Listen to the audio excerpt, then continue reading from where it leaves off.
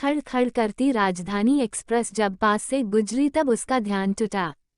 करीब आधा घंटा होने को आया था उसकी गाड़ी को क्रॉसिंग पर पड़े हुए। हेडफोन लगाकर लगभग 22 बरस का वो लड़का राजेश गाने सुनने में इतना मस्त था कि उसे समय का कुछ पता ही नहीं चला।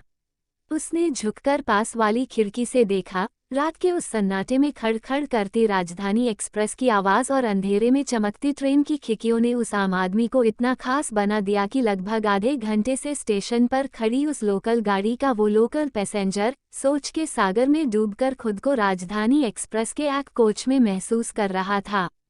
खैर, जितनी तेजी से राजधानी एक्सप्रेस गुजरी उसी तेजी से वो राजेश भी वापस अपनी दुनिया में वापस आ गया।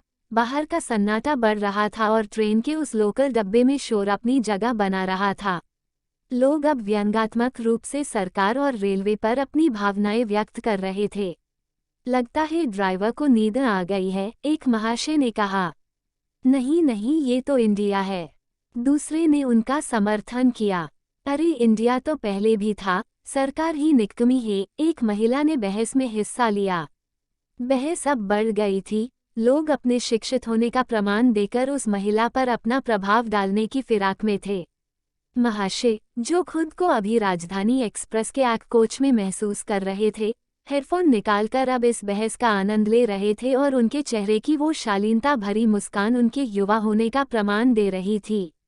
तभी एक झटका सा लगा और ट्रेन चल पड़ी। गमी से परेशान होकर जो लोग बाहर बैठे थे सभी ट्रेन में चढ़ गए।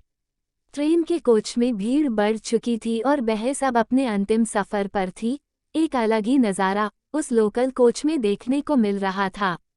कुछ यात्री खड़े थे, कुछ सीटों पर और कुछ ऊपर बर्थ पर बैठे थे और कुछ पैसेंजर आश्चर्यजनक रूप से किसी के खड़े रहने की जगह ना होने के बावजूद अभी भी सो रहे थे।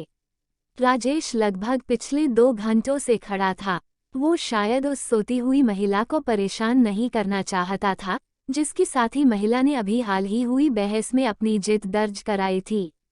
लेकिन सुबह होने वाले अपने यूपीएससी के पेपर के कारण उसने सीट पर बैठना ही उचित समझा। थोड़ी देर में जब वो महिला उठकर बाथरूम की ओर गई तो सही समय देखकर राजेश सीट पर बैठ गया। काफी समय खड़ा रहने के कारण अब उसे बड़ा आराम मिल रहा था। लेकिन कुछ देर बाद जब वो महिला वापस आई तो उसने भैया जरा उठना जैसे मार्मिक शब्द का प्रयोग कर राजेश को उठा दिया और खुद सो गई। इस बात का राजेश को बुरा तो लगा लेकिन किसी का इस ओर ध्यान नहीं गया। शायद रात के उस आगोश में सब अपनी दुनिया में व्यस्त थे। अब राजेश फिर से खड़ा था लेकिन उसे पता था कि वो ज्यादा देर तक खड़ा नहीं रह पाएगा। थोड़ी देर खड़ा रहने के बाद जब उसके पैरों ने जवाब दे दिया तब उसने बैठना ही उचित समझा। इस बार वो सीधा उस महिला के पैरों के पास जाकर बैठ गया। आदमी और औरत में फर्क ना समझने वाली इस पीढ़ी का ये युवा नौजवान तो बस अपने कल होने वाले पीएससी पेपर के बारे में सोचकर रात के इस सन्नाटे के गुजर जाने के इंतजार में था, लेकिन इस सन्नाटे में आने वाले शोर से बिल्कुल अनजान। हल्के हल्के नींद के झोंकों के साथ छोटे से शहर का वो लड़का अपनी जिंदगी का वो हंसी सफर तय कर रहा था जो उसके सपनों को हकीकत में बदलने वाला था। तभी एक झुंझलाती हुई कर्कश आवाज उसके कानों में पड़ी। दिखता नहीं है, लेडीज सो रही है, यहाँ कैसे बैठ गए? उस महिला ने कहा। मेरा सुबह पेपर है, मैं कब से खड़ा के था इसलिए बैठ गया। आप सो जाइए आराम से, लड़के ने शिष्टतापूर्ण जवाब दिया। कैसे बैठ जाए, बार बार मेरे पैरों पर हाथ क्यों मार रहे हो? महिला ने झटू के साथ सीट पर कब्जा कायम रखने की कोशिश की।